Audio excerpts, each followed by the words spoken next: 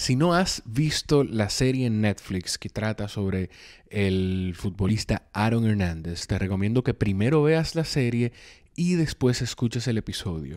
Son spoilers bien grandes para quienes no conocen la historia de Aaron Hernández y quienes no han visto la serie. Hablamos de la docuserie de Aaron Hernández de Netflix junto a la residente de neurocirugía Carla Castillo en el Coffee Break. Hola Carla, ¿cómo estás? Bien, ¿y tú, Jorge? Yo estoy muy bien. Yo creo que es el primer episodio con tarea. Bueno, pues me siento, no sé si sentirme ofendida o halagada realmente. Yo creo que halagada porque, fue a ti que te dije. Bueno, espérate, porque esto lo va a escuchar más gente. Exacto. No fue a ti que te dije solamente.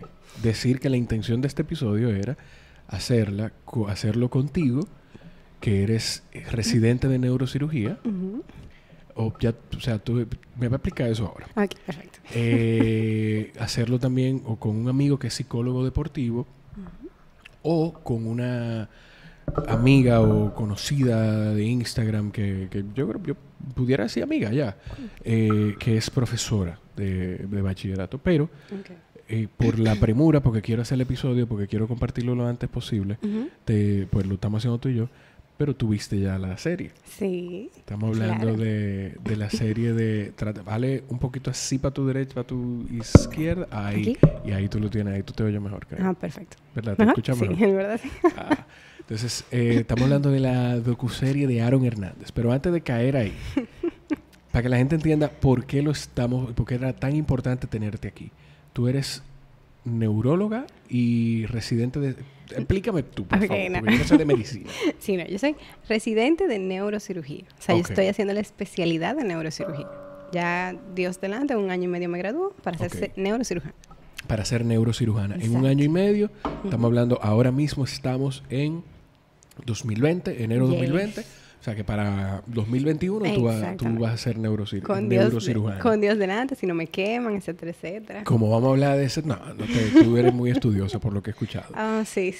Como vamos a hablar de una serie de Netflix, uh-huh, tenemos que decirle a la gente que... Para que conecten. Natalie... ay, Dios mío, qué difícil. Carla perdón. Ese nombre te gusta. No, lo que pasa es que conocí a Natalie, que es amiga de Romina, que tú también eres amiga de Romina, sí, que es de la PIL Podcast. Por cierto, es un podcast que empezamos a producir para Romina Serga. La PIL Podcast es de medicina. Lo pueden seguir, suscríbanse. 100% recomendado. Excelente. Es llevar la medicina a términos llanos. Sí. Para que todos los que no somos doctores, como Carla, como Natalie, como Romina, como otras personas que ella va a tener invitada, pues podamos entenderlo. Ok. Carla viene siendo Derek Shepherd de Grey's Anatomy. Quisiera en un punto, sí. O sea, quisiera algo así. O ya para las últimas temporadas de Grey's Anatomy, que no sé si yo deba dar a entender a la gente que yo lo veo. No, sí, aparentemente. Amelia Shepherd. Sí. Tú sabes, por el color de los ojos más Amelia. Y porque soy mujer también. Exacto. Sí. ¿Qué hace un neurocirujano, Carla, para que la gente pueda caer en cuenta? Bien. Sabes que la neurología es todo lo que implica el estudio del cerebro y la columna. Sí. Entonces, el neurocirujano... Cerebro y la columna. Exactamente. Todo lo que es médula espinal. Todo el mundo se queda en el cerebro solamente. No, son muchas cosas. Porque es todo lo que es el encéfalo, que no tiene solamente el cerebro, uh-huh, sino que tiene más cosas. La médula espinal completa y todos los nervios. Entonces, el neurocirujano es el que se encarga si hay una opción quirúrgica de realizarla. Ok. Si hay una opción quirúrgica en cerebro, espina dorsal. Médula, exacto. Ok. Entonces, estamos hablando contigo porque estábamos hablando... Tú además de ver esa serie que viste de Aaron Hernández... Sí. Tú ves, que me la recomendó un amigo. ¿Te gustan las series? Sí. Ok. ¿Qué serie tú ves? ¿Qué te gusta? Bueno, cuando por fin... No, tienes tiempo. Tengo tiempo de hacer otras cosas. ¿Qué te digo? He visto muchas, pero generalmente me gustan las cosas que están basadas en la vida real. Porque uno como que se extrapola, se pone en el lugar de la gente y dice, wow, eso me hubiera pasado a mí, qué sé yo. Ese tipo de cosas. ¿Hay alguna que tú recuerdes así de pronto? Que no me vaya a decir que, bueno, dentro de la mente de Aaron Hernández. No. No. Pero, por ejemplo, ay, no me acuerdo del título, la de los 4 jovencitos. La de los 5 del Bronx, creo que se llama. Creo que así que se llama. Que sí. ¿Son 4 o son 5? Son 5. Yo creo que sí. Creo que son 5 muchachos del Bronx en Nueva York. Que los acusaron injustamente. Exacto. Dios mío, eso me dejó traumada. Sí, yo me pasé toda la serie llorando. Sí. Yo soy muy llorón. Entonces, este es un episodio súper extraño porque... Perdón, nunca habíamos hecho uno así porque vamos a hablar de una serie de Netflix. Sí. Es eso de lo que vamos a hablar. O sea, realmente.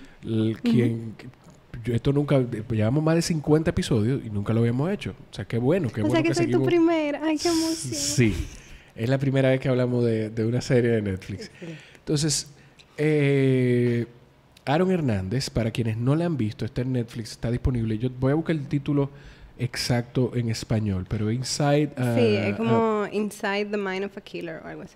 Exacto, Inside the Mind of a Killer. O a Killer Inside the Mind. Algo así. Algo así, que es con el ex futbolista, el ex jugador de fútbol americano, Aaron Hernández. Aaron Hernández, bien tempranito de edad, cerca de 20 años, llegó a la NFL. Sí. Era un super jugador, fue responsable parte del campeonato de 2017 en el Super Bowl de los New England Patriots. Era a la cerrada. Los fanáticos del fútbol americano, lo siento, yo no soy mega fan, sí lo conozco, sí lo he visto el juego, pero no soy el más fanático del fútbol americano. Entonces, ¿qué pasa? Con él sucedieron diferentes cosas. Con él, estoy buscando el título, por eso tengo la cabeza abajo para los que están en YouTube. Con él pasaron diferentes cosas. Que la docuserie de 3 episodios, ¿verdad? Sí, cada son uno 3 tiene capítulos, una es como hora una hora y piquito. ¿Qué tuviste, antes de que caigamos en la parte de la que yo quiero que hablemos contigo? ¿Qué tuviste, qué te llamó la atención de esos primeros episodios? ¿Tú conocías de la noticia de él antes de la serie? No, nada. Okay. Yo vine a ver la serie cuando una persona me dijo que sí podía ver. Tú puedes decir que fui yo, no importa. Sí. Que me la pusieron de tarea, gracias. Sí. Pues, la tarea fue, mira, necesito algún neuro que haya visto esta serie. Exacto, a la 1 de la mañana me acosté viendo eso. Okay. ¿Qué te llamó la atención? ¿Qué tuviste de todo esto? Bueno, realmente, al principio sorprende como una persona con ese perfil y todo comienzan a narrar todos los problemas que tiene. O sea, él viene de un ámbito social, familiar, que realmente comienzan a inculcarles problemas. O sea, y al principio él parece una persona normal, sana, sí, con un futuro prometedor que uno no se imaginaría que acabaría en ese tipo de cosas. Cuando tú dices una persona así, es una persona que dentro de todo, que desde afuera, eso es lo que uno... es difícil esto, porque eso es lo que uno ve desde afuera. Exactamente. Y uno cree, y decía la gente incluso que entrevistaron, porque entrevistaron a personas que lo conocieron desde pequeño, entrevistaron, para que ustedes entiendan, y vamos a empezar, spoiler alert. Esto, si tú no lo has visto, quizá tú no quieres escuchar este episodio, sí, y quieres verlo primero y después escucharlo. Entrevista, ya, di suficiente tiempo como para que la gente pause y se vaya, ¿verdad? Exacto. Ok. O si quieres darle 10 segundos ahora. Okay. O 5. 5 ahí, para que no dure. Tiene 5.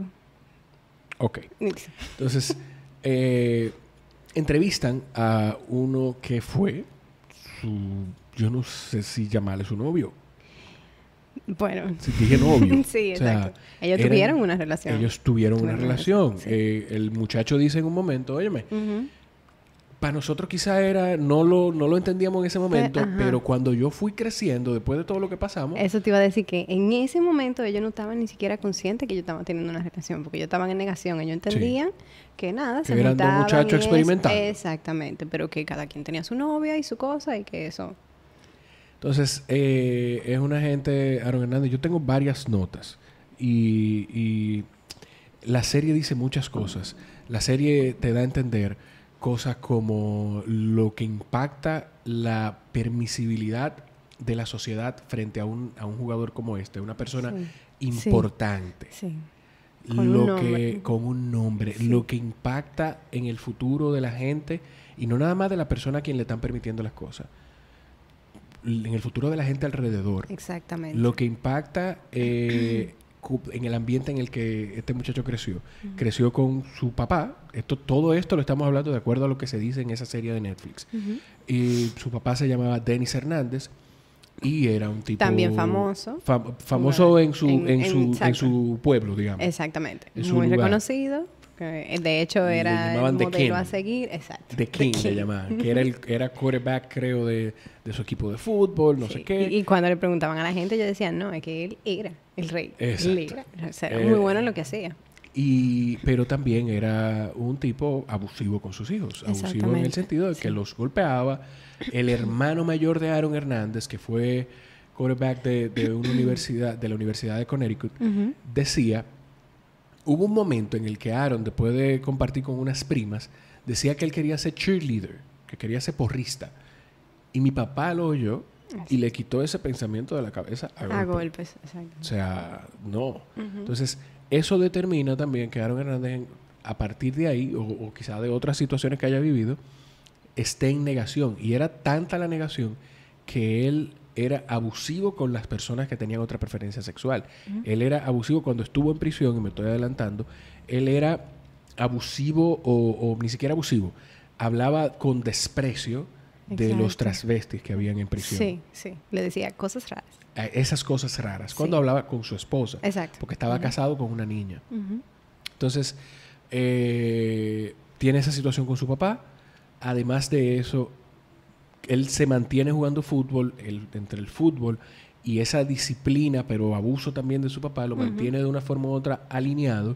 Su papá jugó para la misma universidad para la que estaba jugando su hermano. Exacto. Y a los 14 años, la misma universidad le dice, nosotros queremos que tú te comprometas. Exacto. Y que cuando tú te gradúes venga aquí a jugar. Exacto. Se lo ofrecieron de primero para captarlo. Para de una vez asegurarse de que iban a tener a Aaron Hernández como a la cerrada. Papá, exacto. Y al hermano mayor, que era el quarterback de la universidad. Pues yo no recuerdo dónde estaba él cuando el papá muere. Sí. Él... Bueno, es que no estaba en la ciudad. Yo creo que él estaba en sus estudios universitarios. Parece que estaba en algo... No era universidad. Porque sí, yo sé que fue antes de la universidad. Pero yo sé que el papá muere. Y yo creo que era en un juego del colegio fuera de la ciudad. Sí. Y el papá muere. Y a partir de ahí es que empieza a descarrilarse todo. Lo primero que él hace es que se va a estudiar a otra universidad. Exacto. Que fue a lo primero a que él hace. Ajá, la Universidad de Florida. Y después pasa más cosas, porque entonces tiene un encuentro con la mamá. Sí. La mamá comienza a salir con otra persona. Él siente que no tuvo el tiempo de duelo, aunque no se lo dice, lo resiente. Pero que no, que empieza a salir con otra persona. Ay, bueno, exacto. La mamá empieza a salir y lo con muda. el esposo sí. de una prima de Aaron, sí, creo. Que para colmo era, según él narra en la serie, su prima favorita. La prima que siempre lo apoyó en todos los problemas, que siempre tuvo con él, que siempre le dio su opinión. O sea, y él decía, ¿cómo tú puedes estar con el esposo de ella? Sí. Y mudarlo a la casa. Y yo levantarme y encontrarlo a él en la casa. Exacto. Entonces, eso le trajo muchísimo problema. Sí, sí. Pasa todo esto, sumándose a todo esto, por lo que primero capturan a Aaron Hernández. Lo que se hace noticia es por la muerte, porque él se convirtió, como los americanos le llaman person of interest. Ajá. Un sospechoso en la muerte de Odin. Él era el novio de su cuñada. Exacto. El novio de su cuñada. Que eran amigos y el tipo aparece muerto, pero también ya Aaron Hernández tenía un historial de que andaba con otras personas que no era muy buena tampoco. Exactamente. Pero hasta ese entonces... No se sabía nada. No sé, exacto. No le habían explorado su pasado y él estaba dentro de lo que cabe libre de... Estamos hablando de 2017. Yo tengo varias cosas aquí anotadas. No, 2017... Sí, tú hiciste trampa. Lo que pasa es que mientras yo me di cuenta de que quería... Porque lo veía la serie. Y la razón por la que quiero hacer este episodio es porque yo siento que de ahí se puede aprender muchas cosas. Sí, yo creo que hay una discusión interesante. Claro. Sí.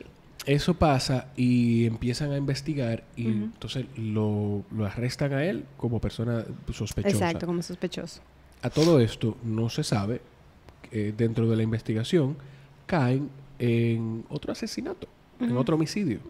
En un doble homicidio. Fue doble. Sí, fue doble. En un doble homicidio que pasó Pasó 2 años antes, que él estaba como en un bar o algo así, había salido, y resulta que aparecieron 2 personas que habían sido baleadas en una jipeta.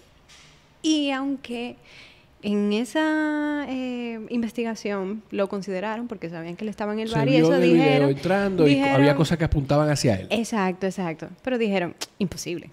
Aaron Hernández, por Dios, ser famoso, ¿qué va a matar a esa dos gente? Exacto. O sea, habían cosas que apuntaban hacia él y el líder de la investigación decía, no, es que imposible porque este tipo no puede ser. Exacto. No puede ser. Y quedó completamente descartado por reputación.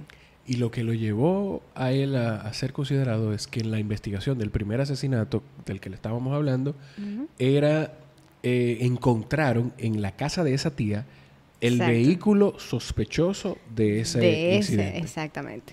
Eso fue lo que lo llevó a él a eso. Entonces, ya desde ahí tú empiezas a ver cómo la sociedad falla y las autoridades fallan porque entienden que no, esta persona... Él es rico, famoso, lo tiene todo, una esposa hermosa, una hija bonita, es un tipo aparente. ¿Por qué él haría eso? No lo hizo. Exactamente. Listo. Y de hecho, esa investigación estaba en queue hasta que vieron el vehículo. Exacto. Dijeron, espérate, pero este vehículo lo estábamos investigando una vez hace 2 años, no sé qué. Y ahí fue que... Exactamente. Entonces, estamos hablando de que esto pasó supuestamente porque uno de ellos lo chocó sin querer y le botó un trago. Exacto. Para que la gente empiece a conectar con lo que vamos a hablar más adelante. Tomen en cuenta que ya él tenía más de 10 años jugando fútbol americano. Impacto full. Entonces, y no estamos diciendo, esto no es una excusa, ni estamos diciendo que esto justifica nada de lo que pasó. Van a entender en un ratico. Hay mucha gente que lo habrá entendido ya, pero van a entender en un ratico de a qué yo me refiero. Entonces, pasa eso. Él fue condenado por el asesinato de Odin. Después, en el otro juicio, él fue absuelto del otro. Fue inocente. Lo declararon inocente de lo otro. Sí. Esto es un súper spoiler. Pero después de que se peleó... Después de que se peleó, un abogadazo. Después de que él duró un tiempo preso y apeló. Apeló, tuvo la llamada.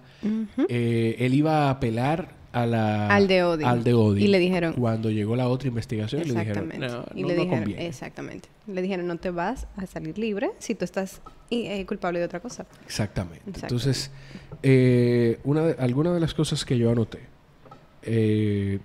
Hubo incidentes en Florida cuando él estuvo en la universidad que nunca fueron registrados. Que evitaron que Aaron Hernández tuviera un registro criminal. Sí. Que quizás, por ejemplo, en ese incidente donde murieron los dos, que uno de ellos era latino, creo, donde murieron los 2 muchachos, si tú, aunque tú seas la más estrella del mundo, tú tienes un registro criminal, exactamente, lo hubieran considerado. Te hubiesen considerado de un principio. Es verdad. Y él tenía una historia de ser agresivo, de haber dado golpes en bares y cosas, de no querer pagar cuentas y cosas que salieron después. Fue un no pagar una cuenta que resultó cuando el gerente fue a enseñarle la cuenta. Mire, y esto es lo que hizo fue que le dio una trompada. Exactamente. Y llamaron a la policía.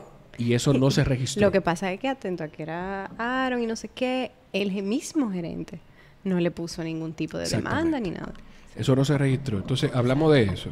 El papá abusivo. Problemas con esconder su sexualidad, su preferencia sexual. Sí. Quizá probablemente por el mismo tema del papá. Y el otro muchacho con el que él sostenía la relación era hijo de un marín retirado. Exactamente. Que en aquel momento el papá de ese muchacho también tenía algo de animosidad y cuando el muchacho lo habló con él le dijo, no, nada, yo te quiero y para adelante. No, en la serie se deja muy en evidencia que eso es un problema. O sea, varios, porque no solamente el amigo, sino hubo otro jugador que decía...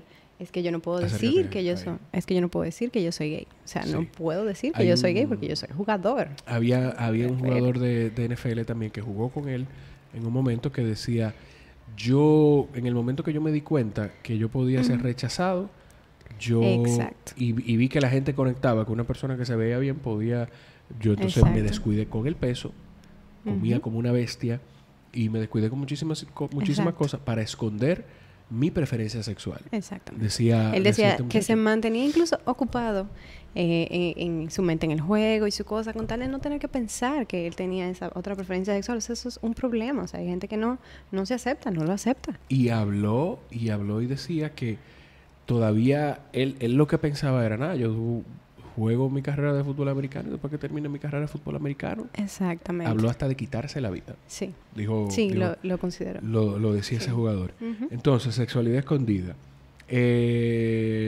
Después de que con ese mismo tema de tener ese problema de sexualidad, empezó a actuar con paranoia y a tratar de sacar del camino a lo que habían estado con él de una forma u otra. Exactamente. Porque quien estuvo a su lado en el incidente donde murieron los dos muchachos, él le dio un disparo. Sí, sí. Él le dio un disparo a esa persona. Exactamente. Pero le dio el disparo después de que él comenzó, bueno, pero tú sabes lo que hiciste mal, comenzó a sacarle cosas, tiene que tener cuidado, no sé qué. Sí. Claro que tu paranoia, porque tú sabes que tú lo hiciste mal, etcétera, etcétera. Y cuando comenzó a caerle arriba, entonces fue que él Y trató de darle... problema de los mentirosos, hablar de más. Mentira sobre mentira. Él fue considerado sospechoso. Primero porque no borró todos los registros de su cámara de la casa. Exacto. Segundo, habló en una llamada o en un momento, a alguien le dijo, cuando ellos vean la cronología de lo que pasó, se van a dar cuenta que yo no estaba ahí. Sí. Entonces le dio a entender a la gente cómo tú sabes de cronología, cómo tú sabes en qué momento él murió. Exactamente. Entonces, y se ve que las dos personas, otras dos personas que fueron considerados sospechosos, llegar a casa con él, a casa de él con él, y, o sea, y estar ahí y socializar y vivir esa noche, pasarla ahí juntos. Y se veía incluso en el video de esa noche en la casa, se veía una imagen que parecía un arma. ¿Te acuerdas? Llegó, parecía como, estaba agitado y parecía un arma y no sabía, no sé qué. Entonces, se tatuó cosas referentes a los asesinatos. Sí. Creció con el padre extremadamente machista. Murió en medio... esto ya es más para adelante. ¿Sí? Entonces... En el tercer episodio, sí. se te salieron todos los dientes, se te ve la sonrisota. Porque en el tercer episodio... Ese me gusta más, entiéndeme. Fue el que te gustó más. Es cuando ya pasa que se suicida. Exactamente. Él se suicida. Pero un final completamente inesperado. Porque quizá la gente que no ha visto la serie dirá, bueno, claro, tiene problemas, se suicida. No. Él acababa de ser absuelto del homicidio doble. Él iba a apelar en el caso de Odín y el abogado nuevo que tenía le dijo, vamos con todo, vamos a salir de esto. O sea, él estaba tirando para su futuro. 2 días antes de su homicidio, hay en un programa de radio, porque empezaron de los registros de los juicios, que son públicos, empezaron a filtrarse cosas sobre la sexualidad de él. Sí. Y 2 días antes de eso, en un programa de radio, se burlan. Para que ustedes, por eso yo digo que hay que poner atención a la serie, que se pueden aprender muchas cosas de ahí. Sí, es que envuelve tantas cosas, de verdad. Se burlan de los rumores de la sexualidad de Aaron Hernández. Sí. Yo no sé si él lo escuchó, si llegó a escucharlo, si alguien le dijo de eso, porque fue feo. Pero muy feo. yo creo que él tuvo que enterarse porque incluso a la esposa hablaron de ella. Cuando eso incluso trató de salir en el juicio, en la cosa. Y la esposa decía, pero es que esto da demasiada vergüenza porque ¿cómo vamos a salir con esto ahora? O sea, entonces, 2 días después, eso fue 17 de abril del 2017, y el 19 de abril del 2017 encuentran a Aaron Hernández que se suicidó en su celda. Se ahorcó. Entonces, como él murió en un proceso de apelación, la condena iba a ser borrada del sistema por una ley viejísima que hay, que había en Massachusetts. La de Odin, porque ya había sido absuelto del homicidio doble. Exacto. Iba a ser borrada la condena, lo que iba a hacer entonces que los New England Patriots se vieran en la obligación de pagar el contrato completo. Exactamente. Yo entiendo que hubo muchas cosas que evitaron que eso pasara, porque la ley la modificaron en la Suprema Corte. Sí. Y yo creo por que por ese lío. Por eso, por la presión que hizo la mamá, que la mamá de Odin se comportó de una forma, yo no sé cómo una madre puede, o sea, nada más una madre puede hacer eso, que tenga fe en su corazón. No voy a decir al Dios en el que usted crea. Y ni siquiera, porque mira, tú tienes que tener un grado de paz y de fe porque ella en ningún momento le deseó mal. Exactamente. Nunca. Ella dijo, yo espero que Dios perdone a Aaron, y yo espero que Dios perdone a su familia, y yo espero que él encuentre consuelo. O sea, en ningún momento ella, como uno esperaría, con su ira y su cosa. Algo nada. que no dijimos de la carrera de Aaron Hernández en la universidad y en la NFL es que toda la semana le daban medicamentos prohibidos para que él pudiera jugar con dolor. Ah, sí, sí. O sea, en un principio no eran prohibidos. Lo que se le daba Sí. era ketorolaco, que es un AINES. Y en un principio no eran prohibidos. Y después comenzaron solamente a administrárselo a los jugadores que tenían lesiones graves. O sea, que tenían mucho dolor y que por eso no podían jugar. Y entonces, ¿Qué hace ese medicamento? eso En el es un antiinflamatorio no esteroideo. De hecho, es de uso bastante regular en todos los hospitales, como uno de los analgésicos de primera línea. Y aunque puede tener ciertas complicaciones a nivel de lo que es gastrointestinal, Ok. es bastante eficiente como analgésico y antiinflamatorio. Y O sea que- podemos pensar que a esos jugadores se lo daba para que pudieran Exacto. sobrepasar el dolor en un momento y seguir jugando. Eso era lo que él decía, que a cualquiera que tuviera dolor aquí, de rodilla, de hombro, de lo que sea, le daban su analgésico para que el juego lo rindiera bien. Pero que se vio que llegó un momento en que comenzaron a controlarlo porque se prestaba A mal uso. Exactamente. Mal uso. Entonces, cuando Aaron Hernández se ahorca, la familia decide donar su cerebro para estudios. Sí. Esto pasa por quienes han visto la película Concussion con Will Smith. Es una historia real donde se empieza a investigar el tema de las contusiones cerebrales en el juego de fútbol americano. También unos años antes, aquí está, Junior Saw se había suicidado. Sí. Y creo que, yo no sé si fue que él dejó una nota o eso lo asume la gente, fue con un disparo, pero él no sé, cuando una gente se suicida, y a mí no me gusta hablar de eso de esta forma, porque yo siento como que a tú no le da idea a las personas, pero la gente se suicida con disparo, no lo hace, va directo a la cabeza. Y este jugador se suicidó disparándose en el pecho para que su cerebro pudiera ser estudiado. Sí. Entonces, la familia de Aaron Hernández dona el cerebro para que sea estudiado. Sí. ¿Qué encuentran, doctora? Te ve diciéndole a la gente. Ok.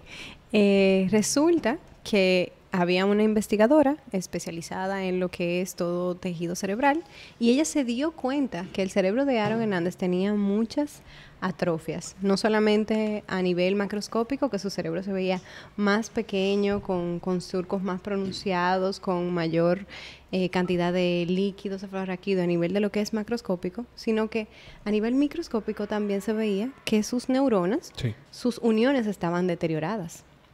Entonces, ahí es que sale que comienzan a dar la explicación de que, bueno, esos jugadores reciben múltiples golpes a lo largo de toda su carrera, que realmente al principio no son golpes, no tienen que ser graves, no tienen que ser incapacitantes, pero que eso comienza a dejar un trazo en lo que es el tejido cerebral y entonces a partir de ahí comienzan a crearse los cambios a nivel del encéfalo. Una de las cosas que yo noté que me llamó mucho la atención es que ella dice que tuvo daño en los lóbulos frontales. Sí. Dijo la doctora que sería la primera vez que se ve un daño tan grave en un individuo de esa edad. Aaron Hernández cuando se suicidó tenía 27 años de edad. Eso fue en 2017, hace 2 años. Entonces, ¿qué papel juega en el cuerpo, en el comportamiento del ser humano, los lóbulos frontales?